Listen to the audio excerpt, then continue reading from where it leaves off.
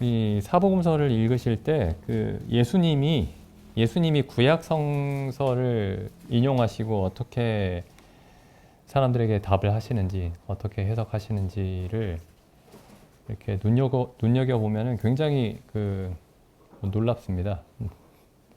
제가 예수님을 칭찬할 그런 건 아니지만은 서기관들과 바리새인들과 비교할 수가 없죠. 아무튼 그 구약을 해석하시는, 또 구약 성경을 사용하셔서 그 사람들에게 말씀하시고 또 마귀의 시험에 답하시고 이런 것들을 좀 유의 깊게 살펴볼 필요가 있습니다. 여기서도 이제 보시면 그 마태복음 19장에서 바리새인들이 이제 그 모세의 그 계명을 근거로, 그 신명기 24장이죠. 신명기 24장에 있는 그 말씀을 근거로 무슨 이유든지 아내를 내어버리는 게 마땅합니까? 괜찮습니까? 이렇게 물어보죠. 19장 3절에. 그 모세의 율법을 보면 그렇게 되어 있습니다. 마음에 들지 않거든 이혼 증서를 써서 내어버려라 이렇게 되어 있습니다. 지금 우리가 보면 좀 황당하죠. 예수님이 이렇게 답하세요. 그 19장 7절에 그 모세가 이혼 증서를 주어서 내버리라고 명하지 않았습니까? 예수님 당신의 답은 모세의 율법과 다릅니다. 반문을 하죠.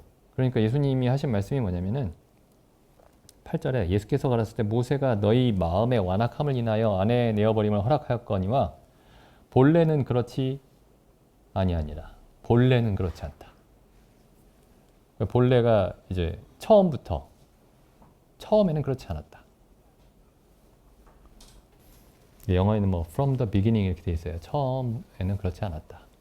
그래서 처음을 예수님이 말씀하신 거죠. 그 바로 위에 보시면은 19장 3절에서 이제 어떤 연고를 물어나고 어떤 이유든지 아내를 버리는 것이 옳습니까? 라고 물어보니까 예수님이 처음에 그 결혼이라는 게 무엇인지를 설명하시면서 이렇게 말씀하시죠. 19장 4절에 예수께서 대답하여 가라사대 사람을 지으신 이가 본래 저희를 남자와 여자로 만드시고 말씀하시기를 이러므로 사람이 그 부모를 떠나서 아내에게 합하여 그 둘이 한 몸이 될지니라 하신 것을 읽지 못하였느냐.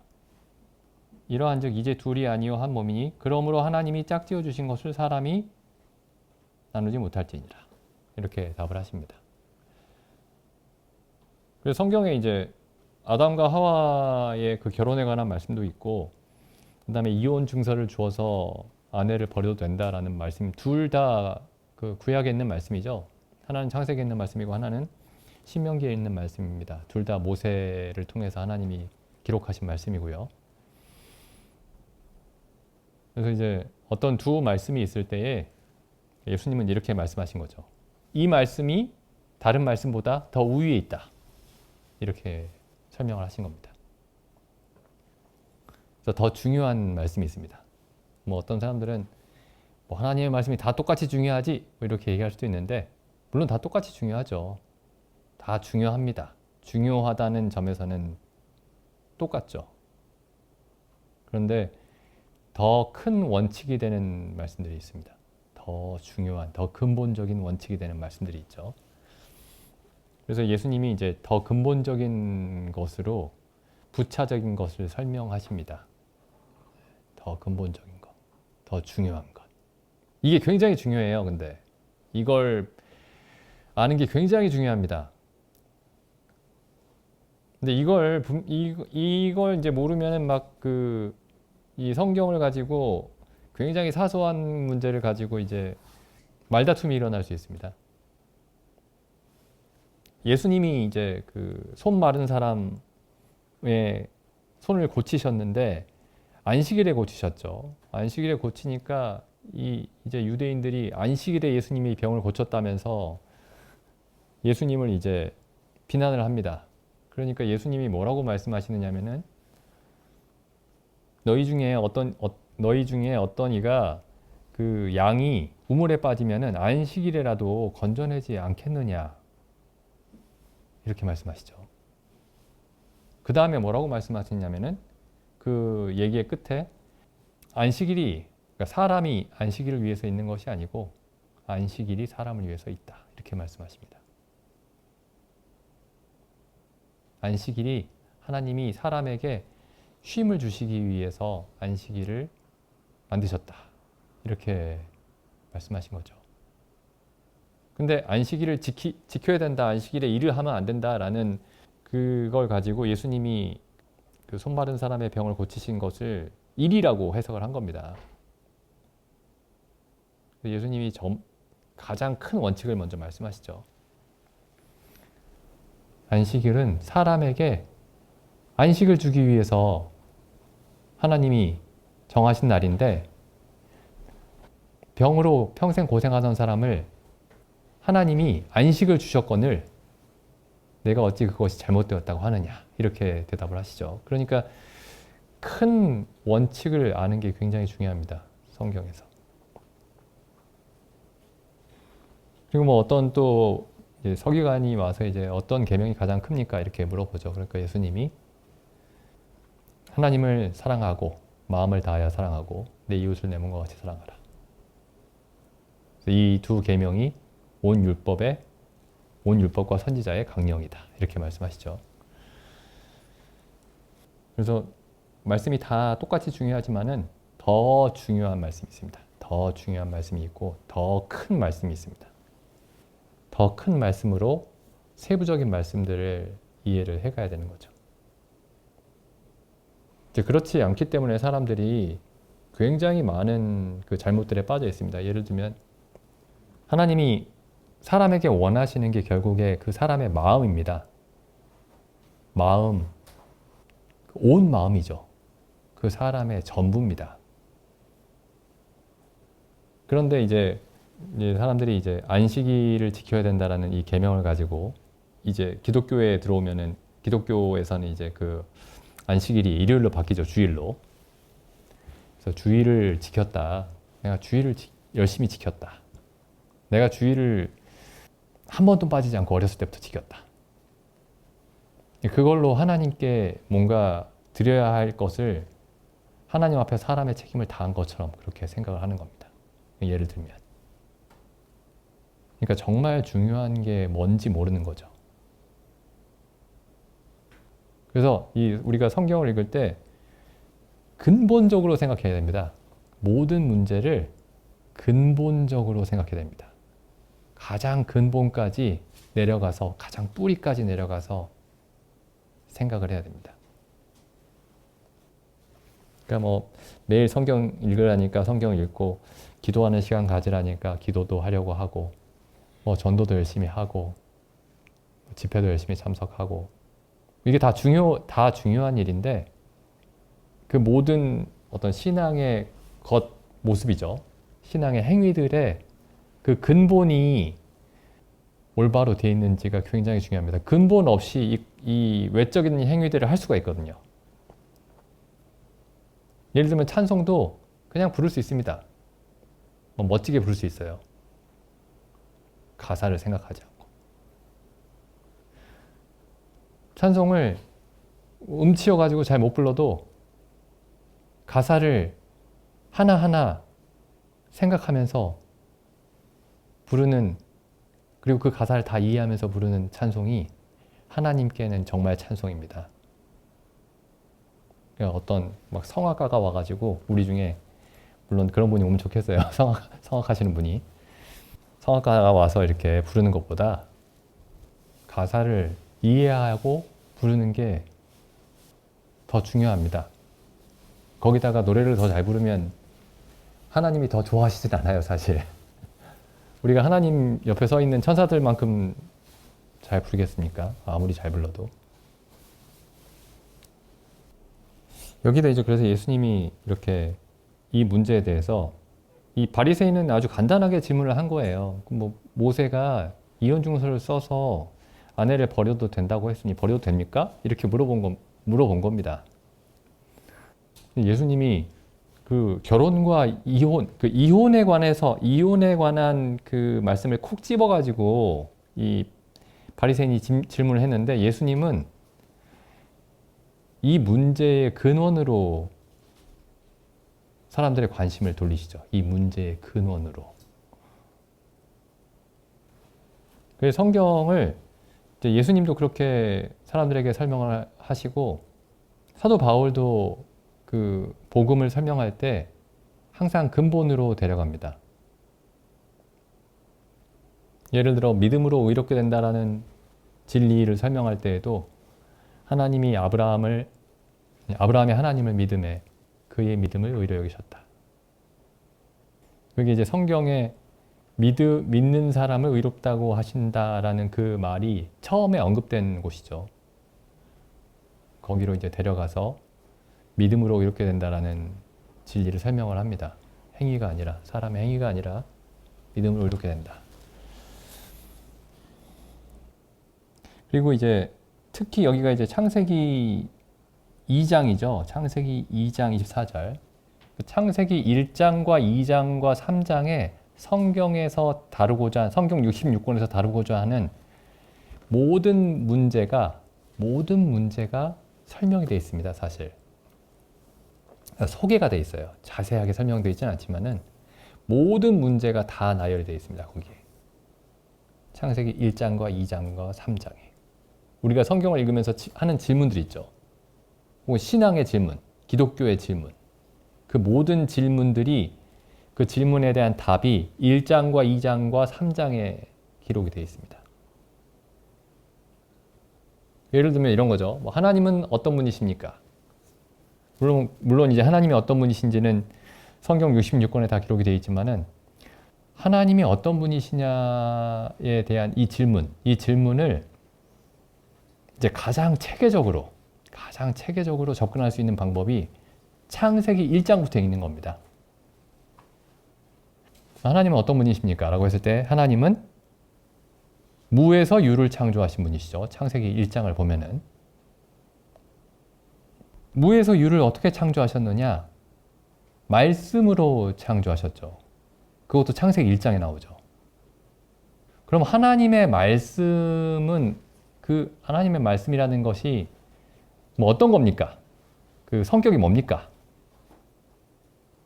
그럼 하나님의 말씀은 없는 것을 있는 것처럼 부르시는 것이 하나님의 말씀이고, 그 로마서에 나오죠. 아브라함이 믿은 바 하나님은 죽은 자를 살리시고 없는 것을 있는 것 같이 부르시는 이시니라. 이렇게 말씀하고 있죠. 로마서에서. 또 우리가 뭘 알 수 있느냐면은 하나님의 말씀의 근본적인 성격이 무엇입니까? 라는 이렇게 질문을 하면은 창세기 1장에서 이렇게 답을 하는 거예요. 하나님의 말씀의 근본적인 성격은 명령이다. 우리 창세기 1장에서 하나님이 처음에 창조하실 때에 빛을 어떻게 만들어 볼까 이렇게 생각하지 않으시죠? 빛이 있으라. 그래서 하나님의 말씀의 근본적인 성격이 무엇인지를 알려줍니다. 그러니까 하나님은 우리를 설득하지 않으세요. 성경에 나와 있는 사람을 향한 모든 말씀의 근본적인 성격, 혹은 궁극적인 성격이 뭐냐면은 명령입니다. 그리고 하나님에 대해서 여기서 또 알 수 있는 게 하나님은 모든 것을 명령하실 수 있는 모든 권세를 가지신 분이 하나님이십니다. 그러니까 하나님은 우리에게 부탁하지 않으세요. 하나님 우리에게 좀 납득을 시켜주십시오. 하나님은 우리를 납득시키려고 설명하지 않으십니다. 그냥 하나님의 명령이 답이에요. 나는 모든 만물에게 명령할 권한이 있으므로 모든 권세가 내게 있으므로 나는 명령하는 하나님이다. 이렇게 말씀하십니다. 그러니까 우리가 창세기 1장부터 하나님에 관해서 혹은 사람에 관해서 그 모든 중요한 개념들이 창세기 1장, 2장, 3장에 다 들어있습니다. 거기에서 우리가 성경을 읽으면서 혹은 신앙생활을 하면서 갖게 되는 모든 문제들에 대한 근본적인 그런 설명을 창세기 1장과 2장과 3장에서 찾아야 됩니다. 그리고 나서 그 이후에 이후에 이어지는 66권을 이해해야 되는 거예요. 그러니까 1, 2, 3장이 틀입니다. 틀. 성경 전체를 이해하는 틀이에요. 근데 이거 1, 2, 3장 빼고 읽으면 이제 골치가 아픕니다. 이게 뒤에 가면 이제 사람들이 하나님이 사람을 사랑해서 사람에게 구애하는 것처럼 생각하는 사람들도 있고, 막 설득하는, 하나님이 사람에게 막 설득하고 간청하고 복음을 좀 믿어달라, 내가 너를 얼마나 사랑하는데 지옥에 가면 안 된다, 뭐 이렇게 이런 식으로 명령하는 하나님은 어딘가 가버리고, 만물의 주인이신 하나님은 어디 가버리고,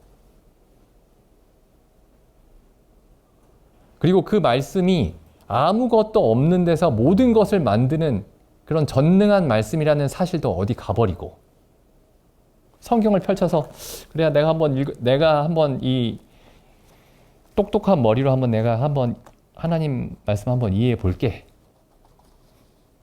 이렇게 생각하는 겁니다. 그래서 이제 여기 본래는 그렇지 아니하니라, 마태복음 19장에 예수님이 본래는 그렇지 아니하니라. 그래서 이제 남자와 여자의 관계, 그 부부의 관계를 본래 어떠한지를 가지고 설명하시죠. 그 구원도 결국에는 사람을 본래의 상태로 돌려놓는 게 구원입니다. 사람을 본래의 상태로. 그러니까 모든 사람이 본래 하나님의 형상과 모양대로 지음을 받았죠. 하나님의 영광을 나타내도록 지음을 받았습니다. 근데 이제 로마서에 보면은 죄의 결과를 이렇게 설명을 하죠. 그 로마서 3장 23절. 모든 사람이 죄를 범하였음에 하나님의 영광에 이르지 못하더니. 그러니까 본래 사람이 하나님의 형상과 모양대로 지음을 받았다는 얘기가 무슨 뜻이냐면은 하나님의 영광을 나타내도록 지음을 받았다라는 뜻입니다. 근데 하나님의 영광에 이르지 못한 거예요. 죄의 결과가. 그럼 구원은 뭐냐면은 그 아담으로 말미암아 잃어버렸던 하나님의 영광을 다시 회복하는 겁니다. 그러니까 구원이 지옥의 형벌을 면하는 게 아니에요. 그건 구원의 아주 지극히 극히 일부분입니다. 그게 하나님의 영광을 회복하는 거죠. 여기 이 하나님의 영광이라는 말을 이렇게 쭉 한번 찾아보시면은 로마서에서 예를 들면 이렇게 돼 있어요. 그 다음에 하나님의 영광이라는 말이 어디에 나오느냐면은 로마서 5장 2절. 또 그로 말미암아 그리스도로 말미암아 우리가 믿음으로 이 은혜에 들어가면 얻었으며 하나님의 영광을 바라고 즐거워하느니라. 그러니까 하나님의 영광의 소망 가운데서 즐거워한다, 이런 뜻입니다. 하나님의 영광을 소망하며 즐거워하느니라. 우리가 믿음으로 말미암아 얻게 된 것이 뭐냐면은 하나님의 영광을 받게 되는 소망이죠. 소망. 그러니까 우리가 일반적으로 말해서 소망할 때는 미래의 일인데, 그 소망이 현재 우리가 가지고 있는 것에 대해서도 소망이라는 표현을 쓸 수 있습니다. 예를 들면 어떤 사람이 저한테 이제 뭐 추천서를 써줬어요. 굉장히 이 사람이 써준 추천서를 가지고 있으면 어디나 뭐 어느 일자리나 들어갈 수 있습니다. 어느 일자리나 이제 취직할 수가 있는데, 그 사람이 저에게 어떤 추천서를 써줬어요. 그럼 저는 이제 이 추천서에 대해서 소망을 가질 수가 있는 겁니다. 그걸 제가 가지고 있어요.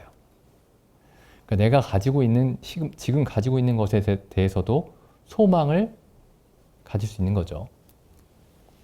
그래서 여기 지금 이 성경에서 로마서에서 말하고 있는 이 소망은 미래 현재에 시작해서, 거듭날 때 시작해서 영원까지 이어지는 게 소망입니다. 그러니까 앞으로, 지금은 없는데 앞으로 일어날 일에 대한 것만 가리키는 말이 아니고, 이 소망이라는 말은 지금 시작해서 영원까지 이어질 일에 대한 소망이에요. 그러니까 이걸 어디서 좀 쉽게 이해할 수 있느냐면은, 영생을 우리가 예수님이 다시 오실 때의 영생을 얻게 되는 게 아니죠. 지금 영생을 얻었습니다. 요한복음에 보면은 믿는 자는 영생을 가질 것이다. 예수님이 그렇게 말씀하신 게 아니고 믿는 자는 영생을 가졌나니 이렇게 말씀하셨죠. 근데 그 영생의 온전한 형태는 우리가 예수님이 다시 오실 때에 그때부터 온전한 형태를 경험하게 되는 거죠. 근데 지금도 우리는 영생을 가지고 있습니다. 그리스도의 생명을, 하나님의 생명을. 이 소망을 이제 그렇게 이해를 해야 됩니다. 똑같이, 영생과 똑같이. 그리고 이 소망이라는 말이 4절에도 있죠. 4절. 인내는 연단은, 연단은 소망을 이루는 줄 알미로다. 뭐 5절에도 보면 소망이라는 말이 있고. 어쨌든 여기 5장 2절에 하나님의 영광을 바란다라는 게 언젠가 앞으로 하나님의 영광을 얻게 될 거야가 아니고 믿는 우리가 이미 하나님의 영광을 얻었습니다. 아담이 잃어버렸던, 아담 안에 속한 모든 사람이 잃어버렸던 하나님의 영광을 우리가 얻게 되었습니다. 그걸 지금 설명하고 있는 게 로마서예요. 로마서 6장에 보시면은 6장 4절 보시면 그러므로 우리가 그의 죽으심과 합하여 세례를 받음으로 그와 함께 장사되었나니 이는 아버지의 영광으로 말미암아 그리스도를 죽은 자 가운데서 살리신 것 같이 우리로 또한 새 생명 가운데서 행하게 하려 함이니라. 예수님을 어떻게 살리셨죠? 아버지의 영광으로 말미암아 살리셨죠. 아버지의 영광으로 말미암아. 근데 이 아버지의 영광으로 말미암아라는 이 표현이 그리스도를 죽은 자 가운데서 살리심과 같이에만 걸리는 말이 아니고 그 다음에도 똑같이 걸리겠죠. 아버지의 영광으로 말미암아 우리로 또한 새 생명 가운데서 행하게 하려 함이니라. 왜냐하면 아버지의 영광으로 말미암아 그리스도를 죽은 자 가운데 살리셨는데 이 로마서 6장의 전체적인 얘기가 뭐냐면은 우리가 그리스도의 죽음과 부활에 연합하게 되었다. 라는 게 그 로마서 6장에서 설명하는 내용이니까 아버지의 영광으로 말미암아 그리스도를 죽은 자 가운데 살리실 때 우리도 그와 함께 죽은 자 가운데서 살아난 거죠. 아버지의 영광으로 말미암아 살아난 겁니다. 이게 아버지의 영광으로 말미암아 그래서 아버지의 영광을 얻었다라는 얘기가 여기에는 이렇게 나와 있어요. 그 뒤에 로마서 8장 29절에 가보시면은 하나님이 미리 아신 자들로 또한 그 아들의 형상을 본받게 하기 위하여 미리 정하셨으니 이는 그로 많은 형제 중에서 맏아들이 되게 하려 하심이니라. 또 미리 정하신 그들을 또한 부르시고 부르신 그들을 또한 의롭다 하시고 의롭다 하신 그들을 또한 영화롭게 하셨느니라. 이게 영화롭게 하셨단 말이 영광스럽게 하셨다는 뜻이죠. 영광을 주셨다 이런 말씀입니다. 뭐 어떤 사람들은 이 30절에 이 영화롭게 하셨느니라 이 말이 미래에 일어날 일을 마치 이미 일어난 일인 것처럼 설명하고 계신다 이렇게 설명하는 사람들이 있는데 여기 말 그대로 영화롭게 하실 것이다 가 아니고 영화롭게 하셨느니라 입니다. 영화롭게 하셨느니라. 여기 같은 말씀을 예수님이 요한복음에서는 이렇게 말씀하셨어요. 요한복음 17장 1절 보시면은 예수님이 이제 마지막으로 하신 기도죠. 그 십자가를 눈앞에 두고 마지막으로 하신 기도 17장 1절에 이렇게 말씀하셨습니다. 예수께서 이 말씀을 하시고 눈을 들어 하늘을 우러러 가라사대 아버지여 때가 이르렀사오니 아들을 영화롭게 하사 아들로 아버지를 영화롭게 하옵소서. 그 다음에 5절 아버지여 창세전에 내가 아버지와 함께 가졌던 영화로서 지금도 아버지와 함께 나를 영화롭게 하옵소서. 그래서 예수님이 지금 마지막으로 하시는 기도가 나를 영화롭게 하옵소서, 나를 영광스럽게 하옵소서, 내게 영광을 주십시오. 내게 아버지의 영광을 주십시오. 이렇게 기도하고 계시죠. 그래서 로마서 아까 말씀을 생각해 보시면은 아버지의 영광으로 말미암아 그리스도를 죽은 자 가운데서 살리셨다라는 그 말씀이 예수님의 기도에 대한 응답이었던 겁니다. 나를 아버지 창세전에 아버지와 함께 누리던 그 영광으로 나를 영광스럽게 하옵소서 라는 이 기도에 대한 응답으로 하나님이 예수님을 아버지의 영광으로 말미암아 죽은 자 가운데서 살리신 겁니다. 근데 그 다음에 보시면은 예수님이 이렇게 말씀하시죠. 17장 22절. 내게 주신 영광을 내가 저희에게 주었사오니. 그래서 예수님이 창세 전부터 아버지와 함께 누리시던 그 영광을 내가 저희에게 주었습니다. 그러니까 구원이 사람이 잃었던 하나님의 영광을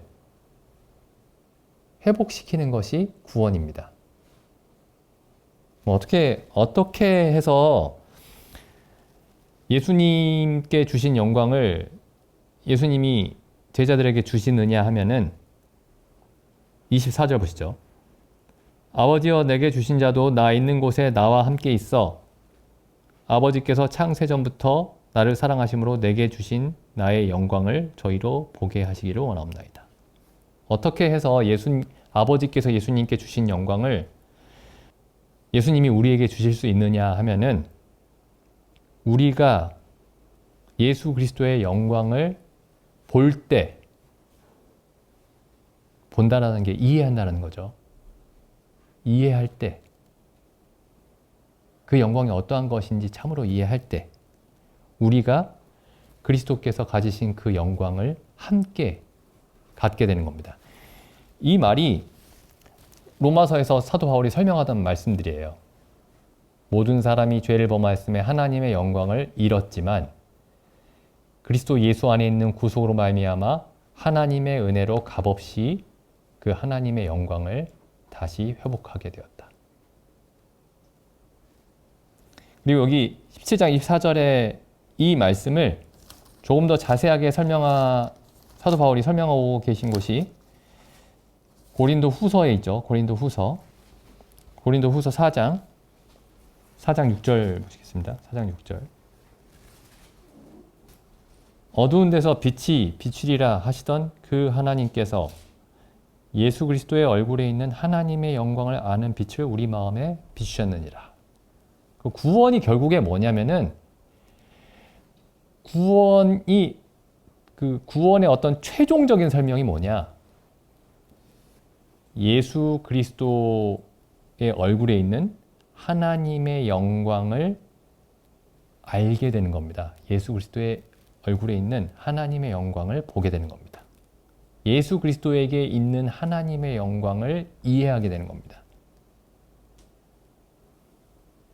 근데 사람들이 나 죄 용서 받았어요 하면서 그게 죄 용서를 받았는데 예수 그리스도를 보면서 성경에 나와 있는 예수 그리스도를 보면서 이분은 참 하나님이시구나. 하나님의 영광이 빛나는구나. 그런 고백은 하진 않아요. 나는 구원받았다. 나는 확실히 구원받았다. 그렇게 얘기를 하지 예수 그리스도의 얼굴에 하나님의 영광이 빛나는구나.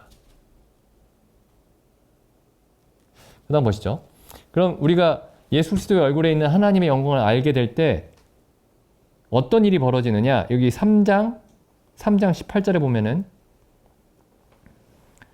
우리가 다 수건을 벗은 얼굴로 거울을 보는 것 같이 주의 영광을 보매 저와 같은 형상으로 화하여 영광으로 영광에 이르니 곧 주의 영으로 말미암음이니라. 그럼 주의 영이 성령이죠. 이 3장 17절에 주의 영. 성령이 하시는 일이 뭐냐면은 예수 그리스도에게서 하나님의 영광을 보게 하는 것이 성령이 하시는 일입니다. 성령이 하시는 일의 가장 중요한 일, 가장 중요한 일들 가운데 하나가 아니고 가장 중요한 일이 뭐냐면은 예수 그리스도의 얼굴에 있는 하나님의 영광을 보게 하는 겁니다. 그럼 그때 어떤 일이 벌어지느냐?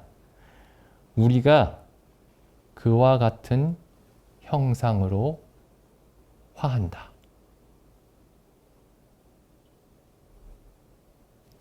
이게 예수님이 요한복음 17장에서 말씀하셨던 내게 주신 영광을 내가 저희에게 주었습니다. 라는 그 말씀이 어떻게 이루어지는지를 사도 바울이 여기서 설명하고 계신 거죠. 그래서 이제 신약 성경을 잘 보시면은 신약 성경이 계속해서 그 창세기 1장과 2장과 3장 혹은 창세기 1장과 2장으로 계속 우리를 돌아가게 만듭니다. 복음을 설명할 때, 사도 바울이 설명할 때, 그 예수님이 사람들에게 하나님의 말씀을 가르치실 때에 항상 최초에, 처음에, 본래 어떠했는지로 계속 돌아가서 설명하십니다. 그래야 성경의 나머지 부분들을 이상하지 않게 올바르게 이해할 수 있습니다. 구원이 무엇인지, 우리의 삶이 무엇인지 또 올바르게 이해할 수 있습니다. 또 히브리서에서는 또 이렇게 말씀하고 있죠. 히브리서에서는 구원을 어떻게 설명하고 있느냐? 히브리서 4장 3절 보시죠. 이미 믿는 우리들은 저 안식에 들어가는도다. 그 말씀하신 바와 같으니 내가 노하여 맹세한 바와 같이 저희가 내 안식에 들어오지 못하리라 하셨다. 이게 지금 사도 바울이 시편 95편 11절을 인용하고 있죠. 시편을 인용해서 그 시편의 의미를 설명합니다. 이렇게 하였으나, 이렇게 말씀하셨으나 세상을 창조할 때부터 그 안식, 그 일이 안식이 이루었느니라. 세상을 창조할 때부터. 사도 바울 여기서도 다시 창세기 1장으로 우리를 데려가죠. 4절 제7일에 관하여는 어디 이렇게 일렀으되 하나님은 제7일에 그의 모든 일을 쉬셨다 하였으며 또 다시 거기 저희가 내 안식에 들어오지 못하리라 하였으니. 그래서 구원이 뭐냐면은 하나님이 엿새 동안 천지를 창조하시고 일곱째 날 안식하신 그 안식으로 들어가는 게 구원입니다.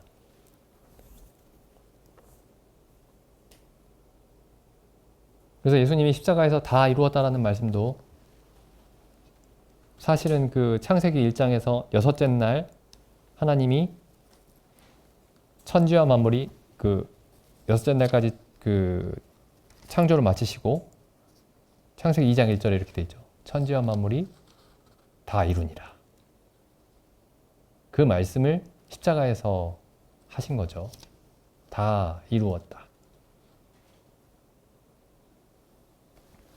시간이 많이 됐는데 그래서 예수님이 이제 그 결혼에 대해서, 이혼에 대해서 이렇게 말씀하셨는데 이 결혼에 대해서도 좀 생각해 볼 필요가 있습니다. 여기 이건 좀 짧게 말씀드리겠습니다. 나중에 또 시간이 되면 이어서 말씀을 드리고, 이 결혼에 대한 이 말씀을 요즘 사람들이 읽으면 굉장히 이제 싫어할 겁니다. 특히 이제 여자들이 굉장히 싫어하겠죠. 엄청 싫어할 겁니다, 이거를. 성도님들, 자매님들 중에서도 이게 뭐 싫은데 꼭 내가 그리스도인이라 꼭 참고 있는 분이 계신지 모르겠어요. 여기 보면은 창세기 2장에 보면 2장 18절에 이렇게 돼 있죠. 돕는 데 피를 지으리라. 그래서 아내는 남편을 돕는 사람입니다. 지금 요즘 사람들이 들으면 막 길길이 날뛸 그런 얘기죠. 아내는 남편을 돕는 존재입니다. 이렇게 불공평할 때가 막 이럴 수 있어요. 근데 아내는 남편을 돕는 존재입니다. 그래서 남편들이 이 말씀 가지고 이제 기독교인들이 이 말씀 가지고 이제 아내한테 얘기할 수 있겠죠. 물론 요즘에 그렇게까지 얘기할 정말 말씀으로 충만한 남편이 있을지 모르겠지만은, 예? 근데 이 말씀을 가지고 자기 아내에게 당신은 나를 돕는 배필이다 이렇게 얘기하려면은 전제가 있어요. 그러니까 돕는다라는 게 남편이 하는 일을 돕는 거죠. 남편이 하는 일을 돕는 배필이 아내입니다. 근데 남편은 무슨 일 하죠? 그러니까 남편이 이 말을 쓰려면은 남편이 하나님이 이 아내를 돕는 배필로 지어주셨는데 하나님이 그 남편을 지은 그 목적을 행하고 있어야 됩니다. 그러니까 남편이 막 이상한 일을 하는데 그걸 무조건 도와야 되는 게 아니에요. 남편은 무슨 일을 하도록 지으셨냐면은 1장 27절 하나님이 자기 형상 곧 하나님의 형상대로 사람을 창조하시되 남자와 여자를 창조하시고 이때 아직 여자는 남자 안에 있었습니다. 남자 안에. 그러니까 이걸 보고 이제 이게 어떻게 남자와 여자를 창조하셨는데 여기 28절에 하나님이 그들에게 복을 주셨다. 그들에게라는 것도 그 앞에 하나님 눈앞에 아담과 하와가 둘이 같이 있었나 보다 이렇게 생각하시면 안 돼요. 왜냐면은 이때는 아담만 있었습니다.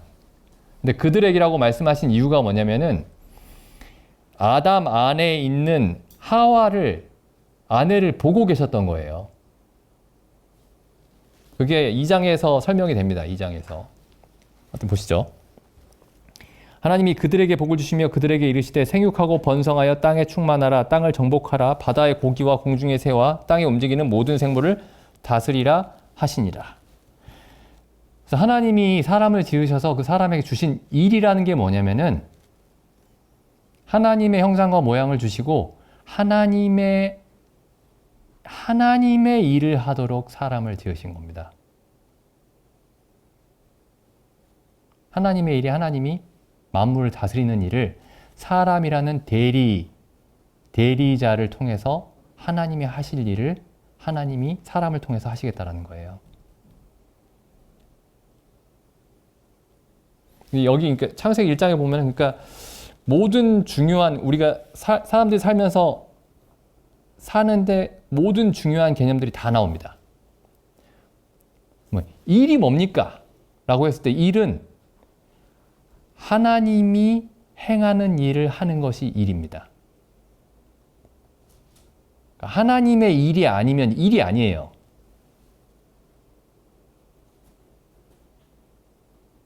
하나님의 일이 제일 중요하다 이렇게 얘기하면 굉장히 경건해 보이는데 실제로는 말도 안 되는 얘기를 하고 있는 겁니다. 사실. 하나님의 일만 일입니다. 본래 그래요. 본래. 예수님이 하신 말씀 그대로 하면 본래는 그렇지 아니하니라 했을 때 일은 하나님의 일밖에 없습니다. 사람은 하나님의 일을 하는 대리인으로 하나님이 지으신 거예요. 그 다음 보시죠. 창세기 2장 15절 여호와 하나님이 그 사람을 하나님이 아담을 지으셨죠. 그리고 아담에게서 하와를 짓는 곳이 20절이죠. 20절, 21절. 그래서 하와를 지으시기 전에 하신 말씀입니다. 이 2장 15절. 여호와 하나님이 그 사람을 이끌어 에덴 동산에 두사 그것을 다스리며 지키게 하시고 하나님이 지으신 에덴 동산을 밭을 갈고 다스린단 말이 밭을 간다라는 경작한다 뜻이에요. 경작하고 하나님의 동산을 경작하고 하나님의 동산을 지키게 하셨습니다. 그리고 18절에 그 일을 돕는 배필을 주셨습니다. 그 일을 돕는 배필을.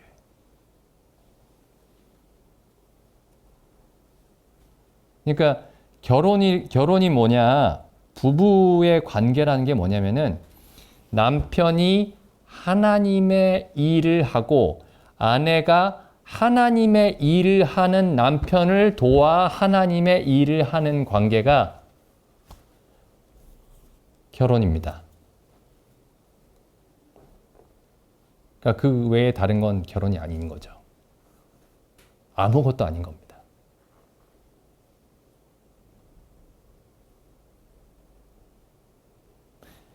이 일도 하나님의 일이 아니면 아무 일도 아니고, 결혼도 남자가 하나님의 일을 하고 아내가 그 남편을 돕는 그런 관계가 아니면 결혼이 아닌 겁니다. 그러니까 남편과 아내가 아무리 금술이 좋아가지고 이렇게 막 그 깨가 쏟아져도 그게 남자가 하나님의 일을 하고 있지 않으면 그건 결혼이 아닌 겁니다.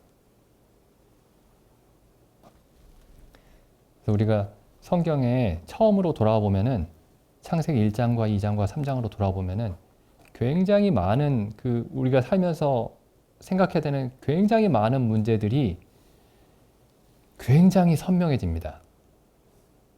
복잡한 게 사라져요. 그러면서 물론 굉장히 당혹스러워지죠. 우리가 하는 일들이 다 일이 아닐 수가 있고, 우리의 결혼 생활이 다 결혼이 아닐 수도 있고, 그런 상황이 되는 겁니다. 어쨌든 우리가 성경을 볼 때 처음으로 돌아와서 본래 어떠했는지 예수님 말씀대로 해서 본래 일이라는 게 무엇인지, 본래 모든 문제가 어떤 것이었는지, 그걸 기준으로 성경의 나머지 부분들을 보는 그런 연습을 해야 될 것 같습니다. 성경을 읽을 때마다 가장 큰 틀이 뭐냐, 가장 근본적인 원칙이 뭐냐, 그걸 성경에서 찾고 거기에 맞춰서 성경을 읽었으면 좋겠습니다. 기도드리고 싶으면 마치겠습니다.